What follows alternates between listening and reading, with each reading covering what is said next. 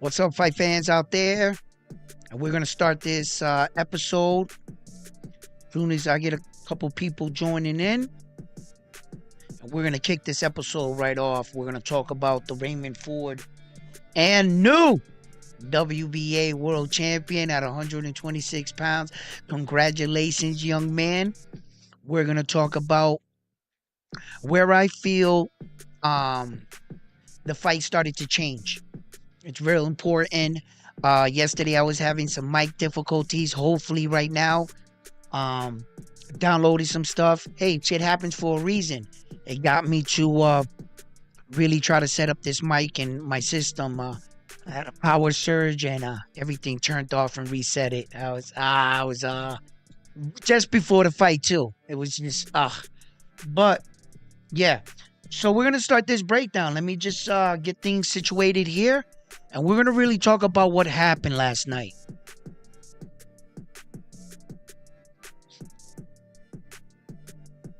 It was a great night of boxing.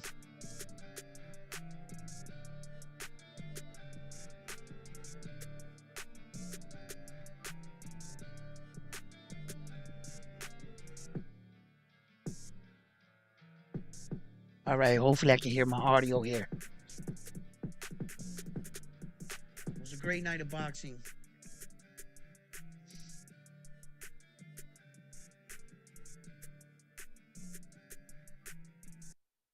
It seems like it's coming in good. Well, thank you for tuning in at another edition Round One Sports TV. If you're tuning into my show, like any TV show that you tune in, you're expecting to learn something and to get something out of the show. And hopefully today, you're gonna get something out of this show, just like every other show I put together. So look, last night was a good night for boxing. We found out some things about some fighters, and we saw some of our favorite fighters lose. Okay. Um, the first fight with Lopez and Abe, um, Lopez really shut him down with his unique style. I think he hurt him early in the second round, and I don't think he saw that right hand coming anymore for the rest of the fight. He was just a sitting target. Abe had to recognize that, although his corner was happy that he was continuing with the fight plan, he had to bite down on the mouthpiece at that point. Um, Lopez really just shut him down. Every time you think that Lopez is coming in with his hands down, chin up in the air, you think somebody's going to catch him, with a good shot or something. Um, but he has good footwork and he has good understanding of where you're at in the positioning in the ring. And I believe he understands something about fighting that a lot of fighters are just not seeing. And it seems simple enough to hit him. You just can't hit him. As other fighters like Flowers and that he beat. So Lopez is showing that, you know, he's there as one of the potential fights for this gentleman right here coming up in the ranks because we all know he may be entering the 126-pound weight division, right? Okay. So as far as the main event, right? Ford versus Bruce Lee here, right? Osh, uh, Oshachek, right? Now, look, leading into that fight, there were a few unknowns for me. Okay. I did not know that he had a problem with his knee and Bruce Lee there, and they denied him for wearing the brace. They didn't approve it, right? Which his team should have been like, what they probably try to do is get that full like metal brace, like that. They should have just went with like a black brace, like a elastic band one, and they probably would have approved that. His team needed.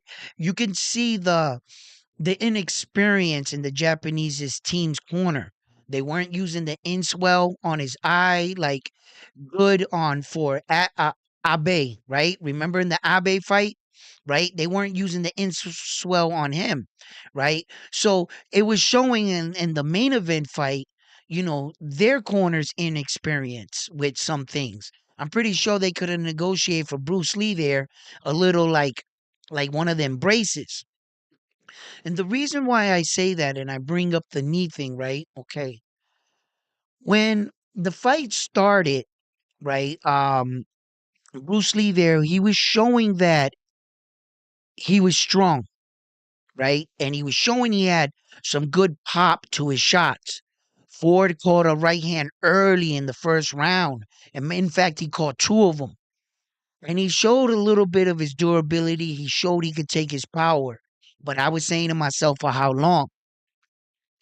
Somewhere in the third and fourth round, right in between that, that's what happened. Um, he was exchanging with Ford and he had an off balance movement, awkward step. Did you notice? And and it looked like he kind of like wobbled them. But on further look back on the shot itself, it wasn't the shot, it was his knee. Okay. Then I started to notice that he didn't have that same snap and that same pop to his shot in round 4 and 5. And I was like, wow, that's pretty rare that this Bruce Lee guy, he does look in shape. It didn't look like he was like gasping for air, but his pop just mysteriously disappeared. And I noticed it. And Ford noticed it. Ford noticed he wasn't hitting him with that same conviction on the punch. And now this morning, I had time to watch the fight again and kind of break things down in my head, and I realized it was his knee. His knee was so messed up that it wasn't letting him plant and get torque off of it. He couldn't snap his punch from his legs. He was just throwing them right from his shoulders. You see, there was a difference. He couldn't utilize his leg to get the leverage he needed to snap his punch. And once his knee went, his power basically went. And Ford felt that. Although Bruce showed he can still crack from just throwing it right from the shoulder because he was stung the young man. It's just that he did a great job playing it off. I would really like to know how severe that injury on his knee is. And I'm going to further go look it up. And I know all boxers, they're going to really go with it, right? They're going to really milk this one. But sometimes an injury is an injury, you know? And I saw firsthand, he wasn't, that Bruce Lee dude wasn't like crying about it. He was trying to disguise it. He disguised it so well that it didn't reveal itself into the last rounds, the knee. He wasn't looking for a way out. Nah, he wasn't. Okay. You would have had to have figured that out like I did. I broke it down. I knew his knee was shot because it was ironic how his power just went like that. And I was like, what is something that can take away? And it was his knee. And when I heard Tim Bradley say they denied the knee brace for him, I was like, "Oh shit!" And that was that awkward, funny movement when in the third round Ford hit him, and it wasn't really a big punch, but he had like an awkward step, and at that moment, I think it popped, and the whole fight he was playing it off, and the reason why he was coming out in the front of the round trying to establish much because one, he was at the strongest of every opening of every round. He was in trying to intimidate Ford from him launching his offense, but Ford saw right through it. He saw right through it. And in some of the moments in the fight, Ford tried to go in, but Bruce showed him. He was like, "Hey, I still got something in me." And he caught Ford. Now, although I was making an assessment and I saw this early in the fight, of course, there's factors inside of a fight none of us can see. A headbutt. I couldn't anticipate and sit here and say, "Yo, Bruce is about to headbutt him." No. And how hard the headbutt. When the clash of heads happened, I believe it was like in the 10th round, right? Um, 10th, ninth, somewhere around there. When the clash of heads happened, right? I was like, man, see, because Ford was starting to get his confidence at that moment in the fight. He was really starting to go there and engage. And then when you got a lefty and a righty fighting, a clash of heads is common. You know, they're gonna clash because they're they're off. You know, it's a lefty and a righty. You know, and both their power punches is gonna meet. They're trying to both hit.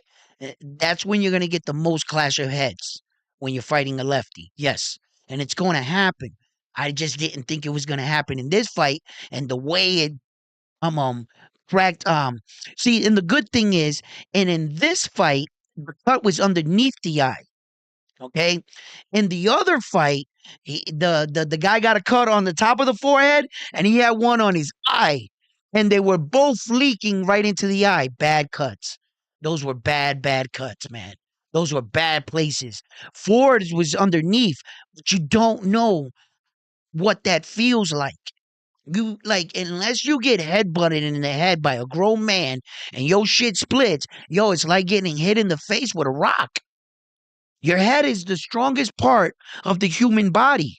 If you can properly do this, I don't suggest to do it, right? But if somebody was to throw a punch and you were to time it right and lower your head, you'll break his fist with your forehead. Yes, you will. Yes, you will. You might get a big knot. You might even go out, right? Depending on which part of your forehead you hit him, but you could break his hand. Yes, you can.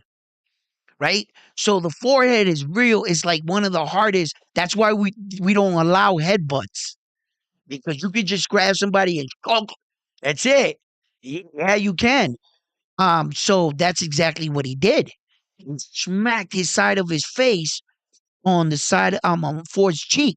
But I noticed when Bruce went back to the corner, he was telling his corner, he was signaling with the glove like, "Wow, that shit hurt."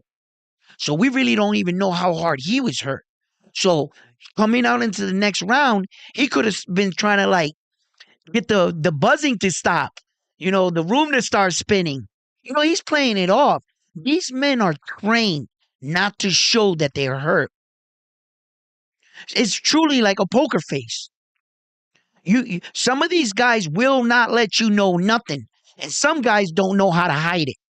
You ever see a guy get cracked real hard, bam, and he starts laughing? That's a dead giveaway. Jail, you're hurt. You're just trying to laugh. Here comes the Academy Award, Best Performing Actor. Come on, you know what I mean? Because you're doing your best acting at that part. You're laughing at him like that, nothing. And inside, you're like, you're all messed up, right? So Bruce could have had a great poker face. He could have been hurt. Listen, his head could have been banging. His knee, his ACL could be torn at that point because he could have had a torn ACL. Okay, and you could still stand and move with a torn ACL. I've seen men play with torn ACLs depending on how you do it, and since everybody's not built the same. Not everybody's built the same. I done seen dudes snap their hands and a grown man cry like a baby. And I seen a man with his bone extruding from his arm and he just standing there chilling. Not everybody takes shit the same. Everybody don't got the same threshold for pain. And not everybody feels pain evenly, equal. You know, you can give somebody a paper cut, they dying. Ah! You know what I'm saying? Like, you know? So Bruce was really showing a great poker face, if you ask me. And I think that that's what he was doing. Kudos to Raymond Ford for recognizing the moment, the situation, and also recognizing that if you want to become a world champion, this is what you got to do. This is how you got to close the show. You can't decide moral victory or take your chances and say, let's go to the scorecard. Nah, no. And you want to know what impressed me about the kid? You want to know secretly what impressed me about him? Was the fact that after securing his first world title ever, WBA, right? Right in that moment, he knew leading into that fight, he could no longer make this weight. So win or lose, he was going to move up. Now, had he lost and he said he was going to move up, people are saying he's going to move up because he lost. And they were going to say, oh, he's saying he can't make the weight anymore. He had a trouble. You see? So had he not won this fight and announced that he was going to move up, it would have looked a little different now, wouldn't it? The fact that he knew he was going to move up and he would not be defending this title didn't allow his mind to be like when he was hurt in the fight, say, anyway, I'm going to concede in this fight. We'll go to the scorecard because I'm not going to really be the champion here anyway. Do you see? No. He said, I'm going to win this belt. And even though I know I'm going to give it up, I'm going to give it everything I got. I want to be a world champion. You see? And some guys would get the belt and want to kill themselves to make the weight because they're already a world champion. He's acknowledging that, no, I've already done this. I'm a world champion. If I did it once, I could do it again. My body's outgrowing the division. I'm recognizing that I have to move forward, and that's what I'm going to do. You see? And all the champions at 126, there's no definitive king at 126. All the belts are, each man, Espinoza, Lopez, Raymond, they all have a belt. Vargas. So, not there's not one guy that has two belts or one guy that has three belts, and then he would show that he's the king of the division. There's no real king there. Like in the lower weight class just underneath them, there is a king at the 122. There's only one king. You see, that's what I'm saying. So look, when the 12th round came in the fight, I saw that Bruce, every round, he was coming out strong. I started to recognize a pattern in him where that Bruce didn't want to give Raymond Ford anything. And if the first impression of what you saw on the round was him kicking his ass, that's what the impression he was intending on giving the judges, right? Raymond Ford saw that. He irritated him enough to get him to throw his stuff, and then Raymond Ford was starting to close the last 3 and 4 rounds strong. At least he was trying. In one of the rounds, he tried to do that, and Bruce kind of shut him down. You see, because Bruce, was right there with him. But I think that knee was plaguing him. Okay, I think he had a great poker face, and I think he was a lot hurt from that headbutt, just like Raymond Ford was. But I think he might have got the worst end of it.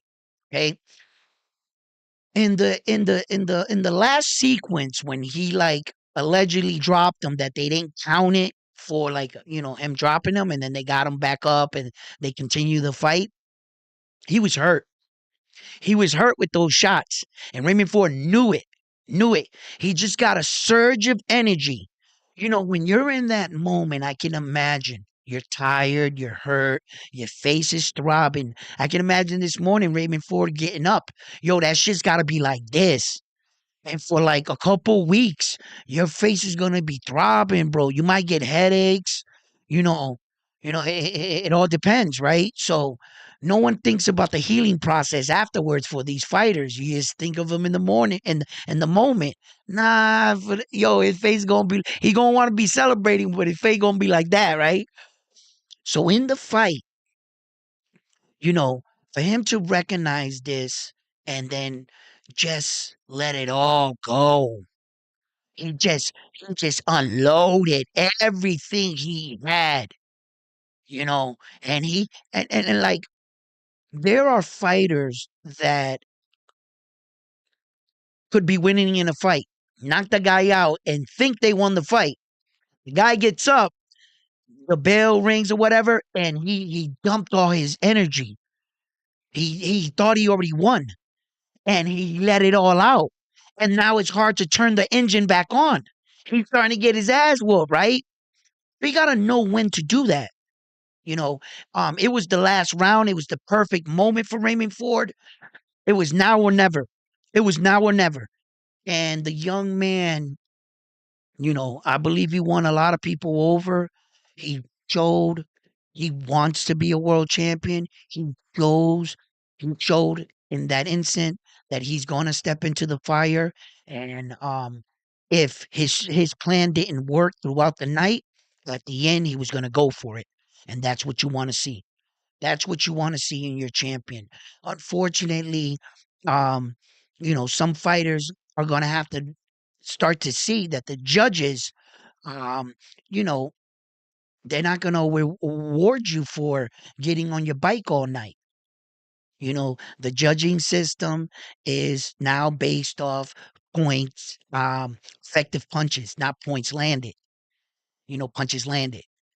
So you're going to see in copy box stats, your fighter landed way more punches, and they gave the fight to this guy. You know, I don't know. So it was a good fight. It was a good fight. I like it. It may be a candidate. I'm not sure if it's going to hold up with all these amazing fights. I try to let everyone know this is going to be that type of year. You're going to see your favorite fighter lose. It's going to happen.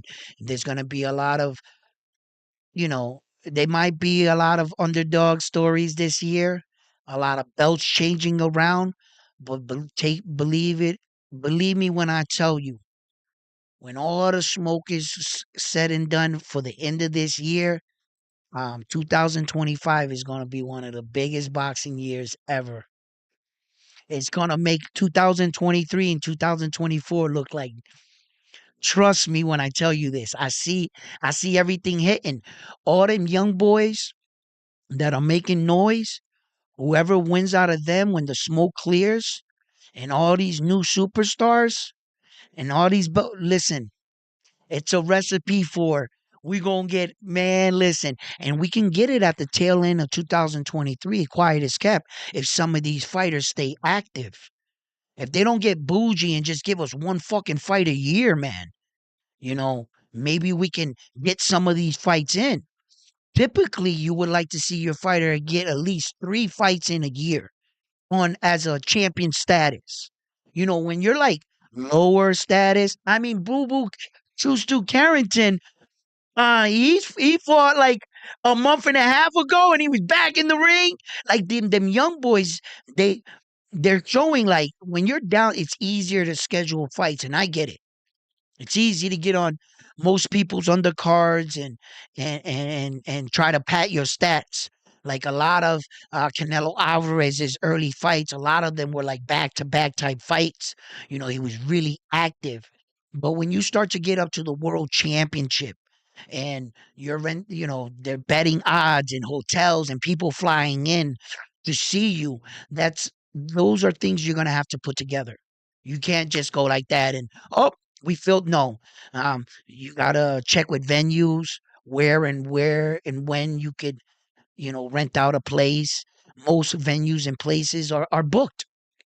Are booked, and some of these places already have fights scheduled in. So, like, if you was to go right now to Boxing Record, you were to look up the schedule, not just regular schedule. Look up championship fight schedule. It's up on the top. And you don't even have to type anything in. It's worded it out. Just click on it, right? It will show you the dates of every fight schedule. Now, mind you, a lot of these fights, I don't know 60% of these fighters. There's a lot of low fighters in different countries and different venues all over the world, and some won't be broadcast, okay? But if you were to go on that website and you were to type in, and all the way at the bottom, you go, there's one page, two, three, go to about, I think it's page 9 or page 8. You're going to get in April. you're going to see that they got Ryan Garcia and Devin Haney penciled in. You're going to see that they got Jake Pauls in Puerto Rico. All the fights that are like official. They got Jason Maloney and on the side of his name yet to be determined, his opponent. But his date that he's going to fight is right there. So if you don't have an opponent yet, they just wait. They already got the date. The champion's ready. They're just waiting for the challenger. So you know that those dates are official. Those venues have already been booked, right? Ironically, Saul Canelo Alvarez is not on the list for May 4th. They don't have anything booked for him. His name is not there. And the month, you go to May on the schedule, it hops right over May 4th. It's like May 2nd, May 3rd, and then it goes to like May 6th. There are no scheduled fights. And that's why I know shit like that, my little detective work allows me to know Canelo has nobody for May 4th. They don't got no venue. They don't got nothing. And look how close we are, which leads me to believe he ain't fighting May 4th. Yo, that schedule has everybody. You could see France. I mean, yo, they got names of fighters I've never even heard of penciled in. And that's how you can tell if shit is happening around in the sport of boxing. When they got you already penciled in, the venue, everything, it's official. Frank the Ghost Martin, Tank Davis are on that thing, bro. Now, yo, yeah, ain't no way. And he's on it. They got May 6th. It has a Tokyo Arena. It says it.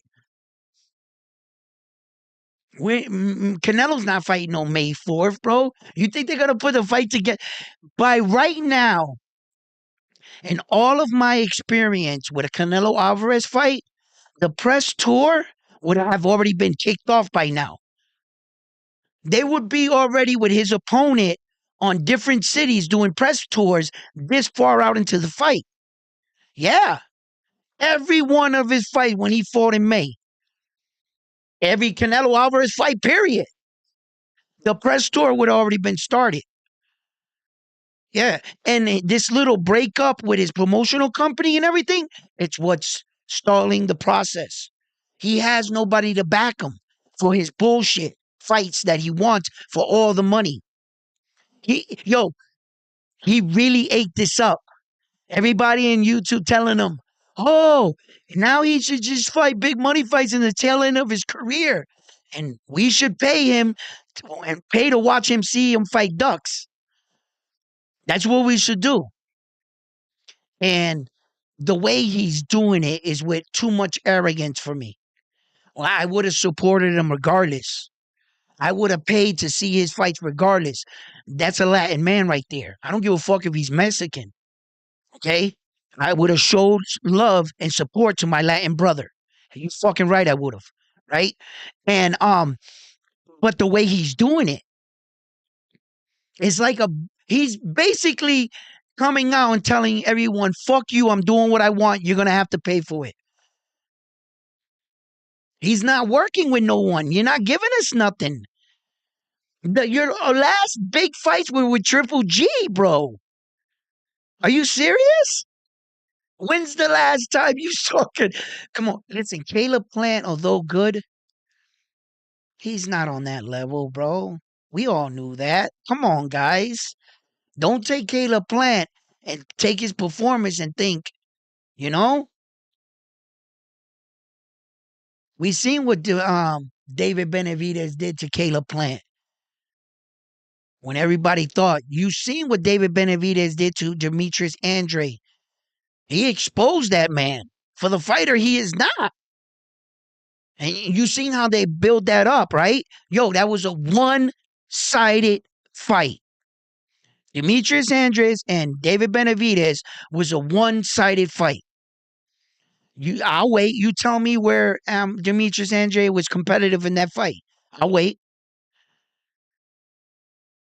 They just, we know who the best guy is, but I don't believe we're gonna get it. But as of last night, that was a great night of boxing. I had a great time. I enjoyed it. Um, you know, when I watch a fight, that's what I want. I want to jump out of my seat. I want to be entertained. You know, um, I want to see a fight. And uh, it's just good when you know the guy has it in him. He just gotta dig deep and get it out. And some fighters are not willing to do that. Some fighters are not willing to get knocked out to try to come back in the fight. You know, um, there have been a lot of incidents where I saw men that looked like they were counted out in the fight, and they rose to the occasion. So a lot of people criticized Ryan Garcia for not getting up versus Tank Davis. You know, could you have gotten up? Yeah, maybe he would have got hurt even worse, but he would have showed and he would have trained himself and he would have said, and when I get in a tough situation, he just taught himself, you know, I had enough. Some fighters say that he saved himself from an even worse ass whooping, and some fighters are saying, you're showing yourself how to quit. You know, there's gonna be moments where you're just gonna have to come back in a fight. So, uh, hey, look, well, fight fans, I hope you guys hear me good. I hope these little adjustments I made once again, hey, learning curve. You know what I mean? That's how it is with everything in life. Can't give up, can you? Right? Nah, I ain't giving up. Frustrated? Yeah. Mad that my equipment, if one thing turns off the other, learning how to get everything. Yeah, okay. You know what I mean? But not enough to discourage me not to get up and talk to you guys about the sport that we all love. And and look, I can't wait. I just can't wait for this fight. I don't mean like take anybody's spotlight away. Raymond Ford and Bruce here, and this is their moment and their fight. So I would like to see him next and see what happens. Seeing that the fact that Japan did go for it last night, they would have had a 10th world champion. It would have been a 10th one. Albie came up short against Lopez, so he didn't bring the gold back. But it goes to show you that the Japanese fighters are going that with the right equipment, the right coaching, the right preparation, they can people can compete.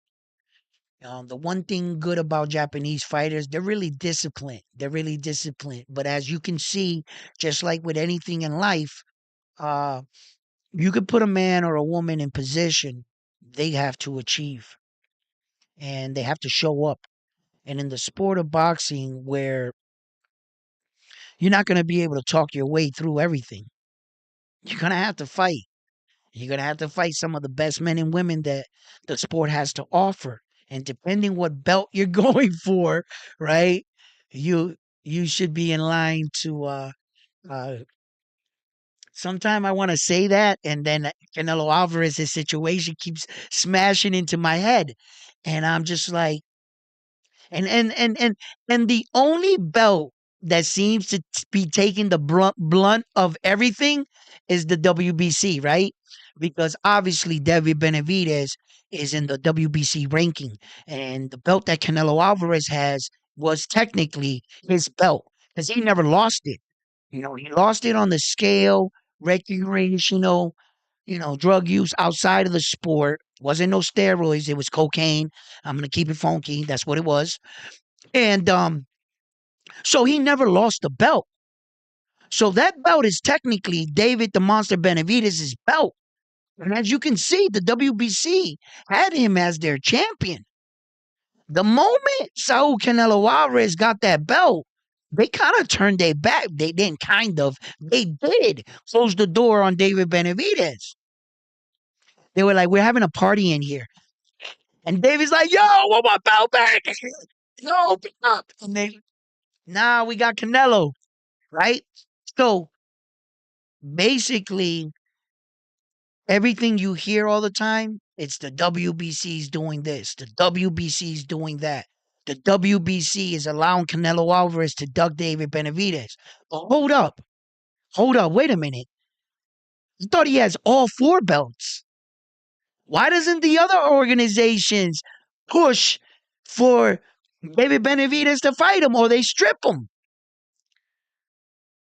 Why doesn't the IBF strip him? Why doesn't the WBO strip him? Why doesn't the WBA strip him?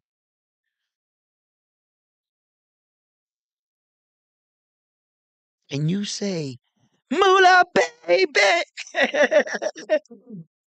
Yo, but Canelo Alvarez's stock has been going down. Seeing that he didn't sell out his last fights. No, top row. Yo, I think I'm not sure it, but I'm pretty inclined to think that Subriel Matias right now will sell out more tickets. I think so right now. Yeah, and Ed Hearn is making a lot of power moves right now in the sport of boxing. When he used to be looked at and considered like a fuck up, like he messed up all that money. You know, um, he's not looking like that to me right now. Ed Hearns, he got Raymond Ford too, and he got another champion. He's making some power moves right now in the game, and he's showing that him in the zone because BKL Prime, Amazon. Look, they're they're a big they're a big player in the game too. You know, uh, and PBC. I don't care what any of you guys say. They got money. They got money. And if you're thinking they didn't have the money to pay Saul Canelo Alvarez, you're wrong. They got money. They got money. Saul was just asking for a ridiculous amount of money to fight a nobody. And they were even cool from what I'm hearing. Yo, they were even going to work with him. They were like, yo, Saul, check it out. We'll give you the money to fight whatever tomato can you want. We'll pay you like you weigh, right? But you got to guarantee us the David Benavidez fight, the next one. We'll take a loss, even if you don't sell out, whatever. But we know that next fight will be a monster fight. So you want us to give you 30 million guarantee right now? We'll give you the 30 million. Sign right here. But on that dotted line, you're agreeing to fight David Benavidez your next fight. Well, you're gonna have to give me that 30 million back. Right? He didn't want to do it. And from what I'm hearing, Prime offered him a similar deal. He's just not flexible.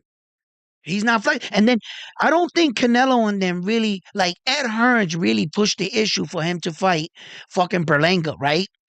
Yo, Berlanga's not going to be ready for May 4th. He's not. So what are they going to do? They're going to drag him out to September. They're going to drag Berlanga out to September, and Canelo's going to get his knockout. That's what they're going to do, right?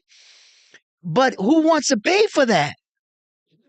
Who wants to pay him $30 million to watch him knock out Berlanga when no one's going to buy the fight? You're not selling pay-per-views in Mexico. So all the people that you actually have watching the fight are for free. The people that are paying for your fight is us. And we don't want to see that shit. I would rather him fight Munguia if like my arm was twisted and I'm just like, all right, Munguia would be the obvious choice if I can't get David Benavidez. Without David Benavidez in the way, I'm saying that counting him out between Munguia and Berlanga. Come on, man. I'll take Munguia because I think you just give him a better fight. Maybe he might have an opportunity to shock the world. Munguia is one of those situations compared to Canelo Alvarez is the same thing as Demetrius Andre fighting David Benavidez. Everybody thought Demetrius Andre had a real chance of beating that monster. And I'm like, man, bro, no, he don't. No, he don't. You should have heard everybody on the YouTube channels. Oh, Andre's going to wipe him down. He's going to shock the world. I was like, how the hell is he going to do that? He's got to get past David. And David the Monster Benavidez showed that he's on a different level. And he hits hard, man. And the flurries of shots, it overwhelms his opponents. He had some of the most trash footwork, David the Monster Benavidez. If you go back and look at his earlier fights, he used to do that two-step shuffle. And sometimes in the center of the ring, he would cross his feet. His footwork was garbage. That's when Saul Canelo Alvarez should have fought him. That's when Saul Canelo Alvarez should have beat him. When the monster was calling out his name back then, I don't think he could have beat Saul. Nah. And Saul Canelo Alvarez's bullshit ass promotional, they dropped the ball right there, bro. You could have got rid of that guy a long time ago. He wouldn't be in your back fucking corner right now, like a fly fucking bothering you. Now, what is Saul? Had you took in the opportunity and recognized I need to beat him now? With Saul Canelo Alvarez's movement and cutting angle, he would have had that big um um no footwork. You know, he would have had him discombobulated and shit. Yeah, Saul could have beat him back then. Going back now, thinking about it, when David the Monster Benavidez was coming up, he had so much hype that I don't think anybody really recognized his footwork. He was so good and offensively up top that no one actually started to look down. But I dare you and I challenge anyone to go back to David Benavidez's early fights and look at his footwork. Get back to me. Yo, that shit was garbage, man. Yo, it was on some amateurish foot. Yo, I know amateur boxers that had better footwork than David the Monster Benavidez. Hell yeah. Fact. And Canelo could have beat him then. But Canelo fucked up and let that dude get better. His footwork is coming along a lot better. And the Caleb Plant fight, it was better. And the Demetrius Andre fight, it was better. He's just getting better. And the longer he waits, the older Canelo's getting. Yo, the odds of Canelo beating him, every day they're just going down further and further and further. That's why I don't see him fighting him. That's why I see David the Monster Benavidez is doing a smart thing by going up there to 175 pounds. A lot of people think that Arthur Benavidez's 100% knockout ratio is going to hold up. And they're just like banking on the fact this dude's a beast.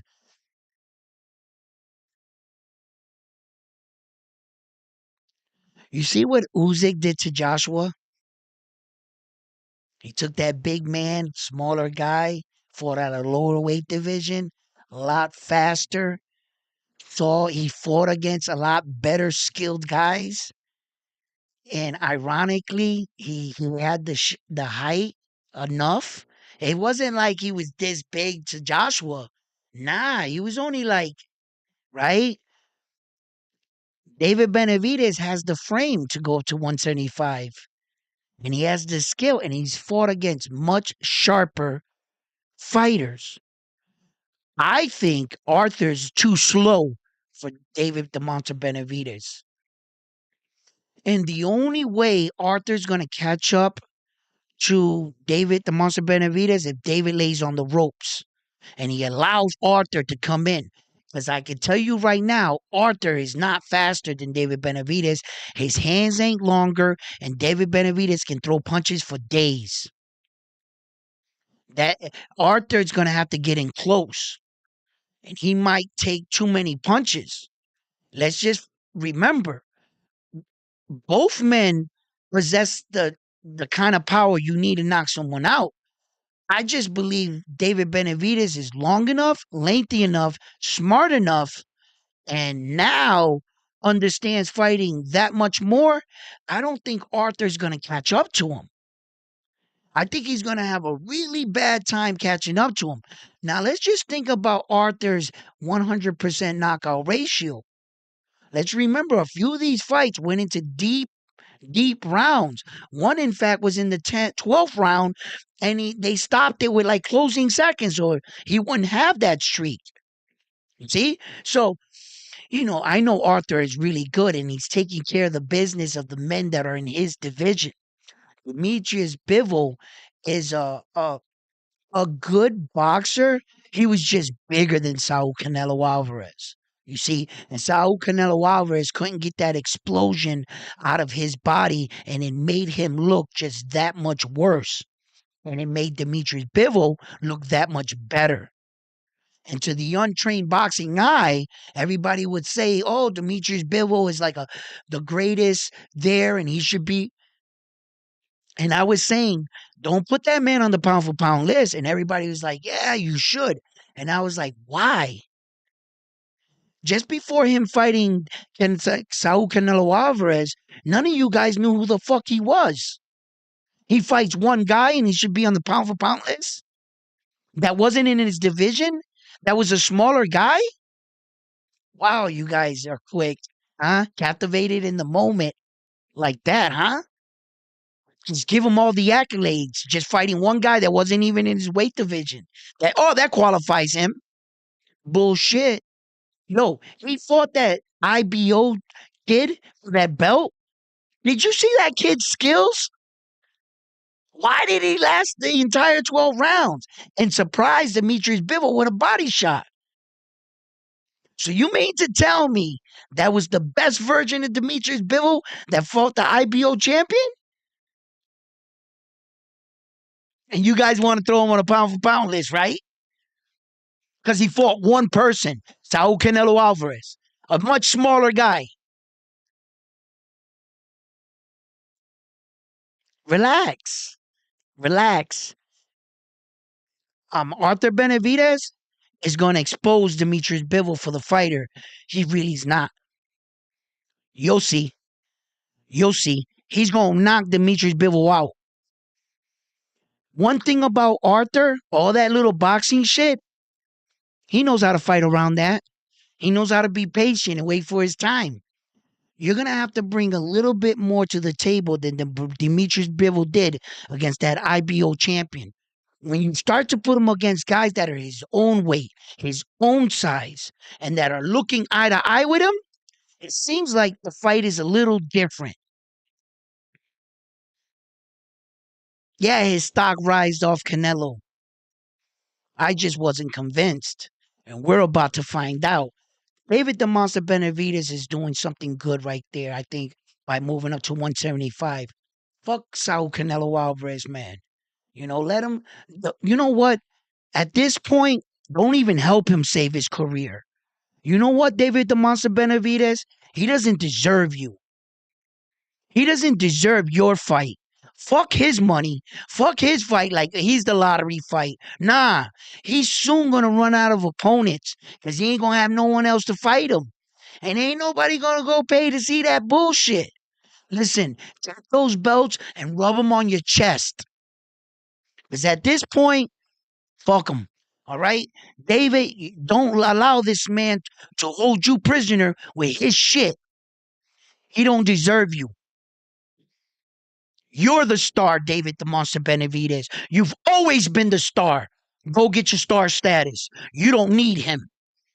That's no longer the kind of champion you want to fight. Okay? Because real champions, even at the tail end of their career, they was fighting the top dogs. And I told you guys about this. Oscar De La Hoya at the tail end of his career fought nothing but legends. Felix Trinidad, Shane Mosley, Floyd Mayweather, Bernard Hopkins, all Hall of Famers. And Oscar was doing that at the end of his career, still banging.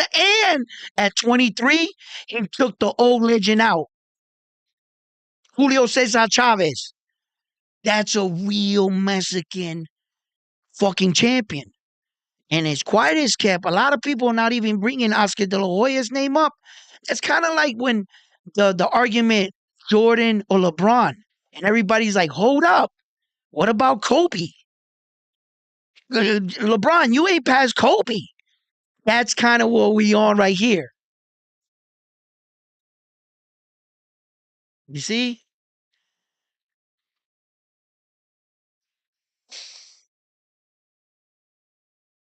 Ah, a lot of look, for as much as I sit here and I think about different variations of a lot of like what Saul could do, who he could fight. Everybody still wants to fight him because he has the belt and because of his name, and I get it. I get it. I get it.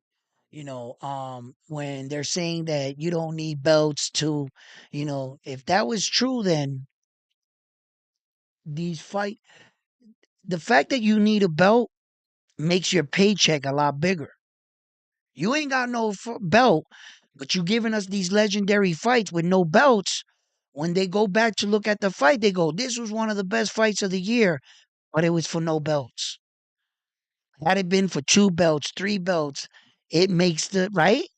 And then these guys are saying that the belts don't matter. Shit, yeah, they do.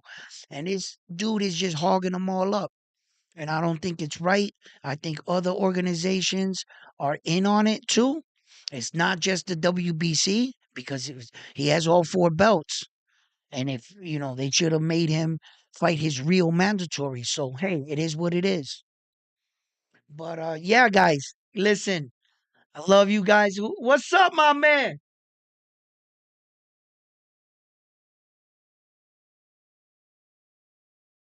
Uh, it's too early. It's too early to give Raymond Ford the fight of the year. I said and I announced it. Can you say nominee?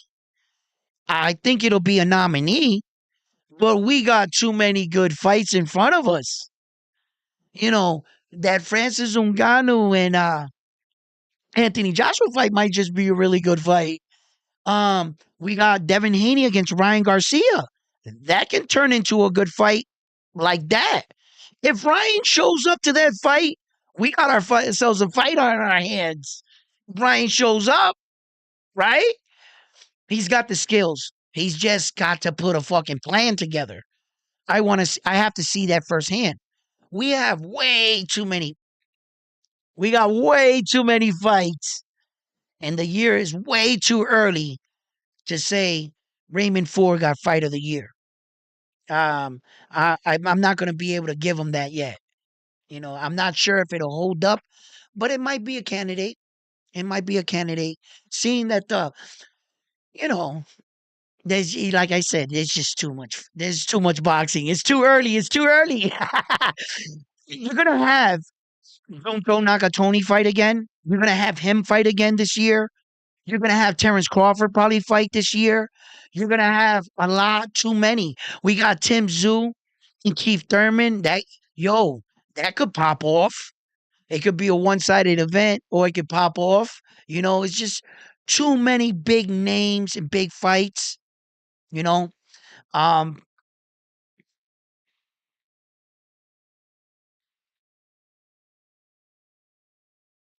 I know Tank Davis and Frank Martin. That can pop off real crazy. That's gonna. I think that has the potential of turning into one of the fighters of the year. Tank Davis and Frank the Ghost Martin.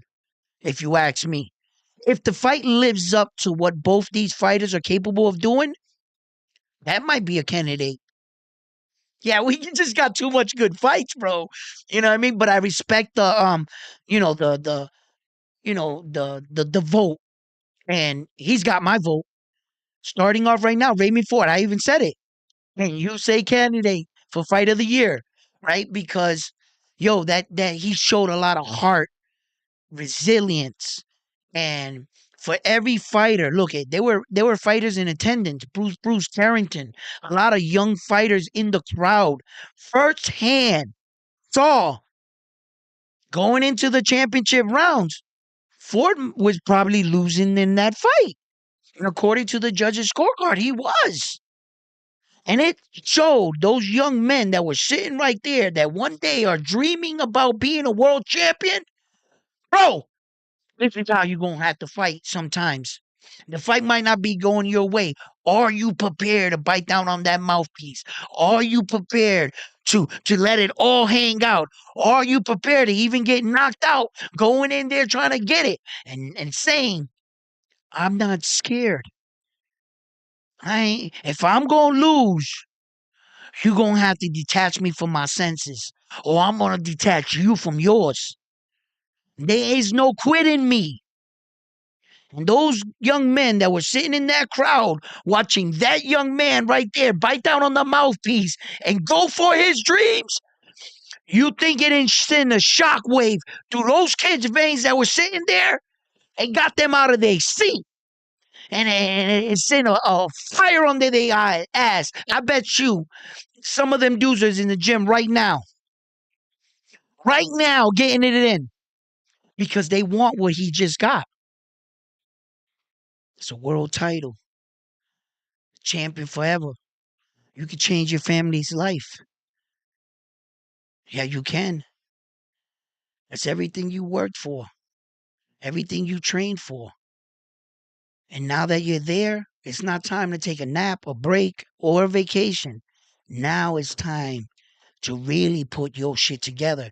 You just got your foot in the door. If he intends on vacating that belt and challenge the above champions, he put a strong argument. The WBA will work with him. And I understand that the WBA structure does not fall under the same guidelines that forces the guy to be his mandatory like the WBO, but they can make it happen. And you coming off that sensational performance, Raymond Ford's next fight, it's going to be a good fight. I'm not going to say that it's going to be a pay-per-view fight. I don't think he's there yet, but he's going to get paid. He could get paid. So, you know, kudos, hats off to him. Um, um,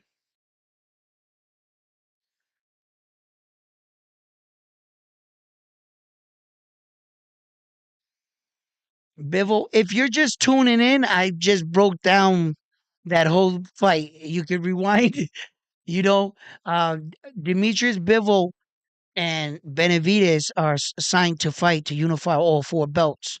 And I just gave my whole assessment on that. And I think Demetrius Bivol is going to be, I'm not going to say he's going to be outclassed because I think he's a better boxer than Arthur. I just don't think Demetrius Bivol has that pop that everybody thinks he has. I think that Arthur has already been hit by some great punchers. And it seems like when you put Demetrius Bivol in the ring with a guy that's actually in his weight division, he just doesn't knock them out anymore. Arthur coming in with a 100% knockout ratio, he's showing anyone you put in the ring with me, I'm going to knock you out. He's showing that his power is for real, right? So if you don't have any power and all you have is a little bit of boxing, how many times has Arthur Benavides Benavite has fought that? Woods, all of them, they all were boxers. They were all trying to counter him. That didn't fucking matter against Arthur. Arthur is gonna knock Demetrius Bivol out. Mark my words. Yo, you think what you want. You have your opinion. You have the right to it. I have my opinion, right? We'll see what the fighters do. Opinions are like assholes. Everyone has one, right? Am I right? Am I right? you know. So yeah. So listen, fight fans. I just wanted to drop a real quick video. Um, touch up what I saw yesterday with the Raymond Ford fight. uh a couple of my predictions for fights, future fights to come. um and we can talk more.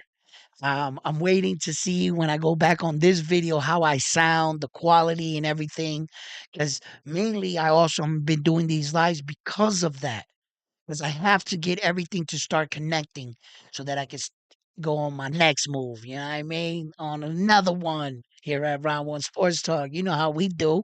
You know, and eventually, um, I need to get out to some of these fights, and I'm working on that right now behind the scenes. You know, get some more interviews. Every dollar I ever get, everything I ever make, I put it back into my show. You guys know that. As you can see, you know what I mean? I don't play around, you know? So love you guys. I'm on to the next video after this video here at Round One Sports Talk. All right, YouTube family. Peace.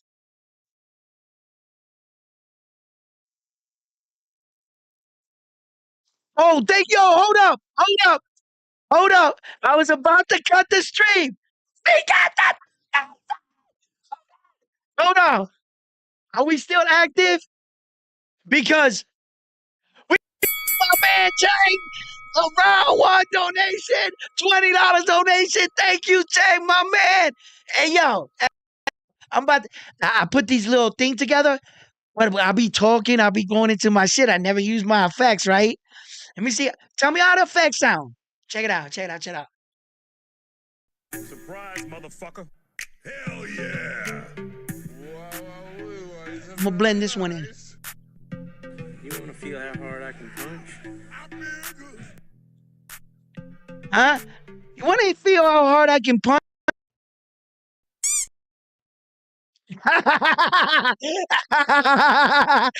Yo, what's up, Jake, my man? You are the man. You are the man. You came late. That's okay, my man Chang. If you want to chop it up, I'll stay with you. Good sound, bro. It sounds great. Thank you, Chang, my man. You know, I always trying to like get to see how it sounds and shit, but yeah, man. Like it should be a headache. It'd be a nightmare sometimes, but it ain't gonna stop me. It ain't gonna stop us, right, Jay? We don't let shit like this get us down. You know, we just keep going forward like Raymond Ford did last night. He kept going forward in the last round. He's like, "Ah." It was a great fight. It was a great fight, and I'm proud of the young man. Unfortunately, there had to be a loser. Um, I believe the other guy after he figures out and fixes his knee situation, he's a strong fighter. And you know, this was both they were both undefeated. They both took chances. I believe both men are fairly young because I had the ages on all the fighters. You know, Lopez, he was 30, Abe was 25. Yeah, the Raymond was only 24 and his opponent was 25 years old. So they're going to both, you know, Raymond's going to go in his trajectory. And I believe when um, he already said it, he's going to move up to 130. So he's going to vacate that belt. I believe even on a loss, he might be the number one contender still.